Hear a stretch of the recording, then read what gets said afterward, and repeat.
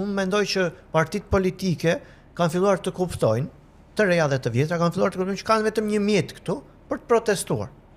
Ajo është mjeti i fundit i partisë politike. Partia politike ka shumë mjete.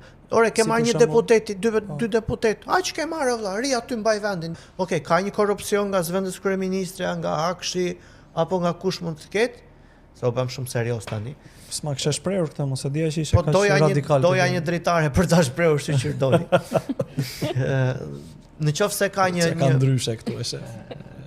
Duhet ulesim këtu poshtë. Nëse ka një aferë korruptive, qytetarët duhet jenë të parët që dalin. Po të shikoni, pra ta presin revolucion nga kryetarët e partive, s'ka më revolucion nga kryetarët e partive. Edhe në Ukrainë, për shembull, që është një revolucion i portokalli etj, bën qytetarët dhe kryetarët e partive shikonin nga larg çfarë po ndodh, të prisnin që të përfitonin pas saj. Po nuk ka heroj kryetar partie. Po të shikosh se sa organike dhe se sa e bukur ishte protesta në Vlorë, që kishte një qëllim të caktuar, s'kemi ujë ose duam ujë, nuk ngjan fare me protestat e stimuluara nga partitë.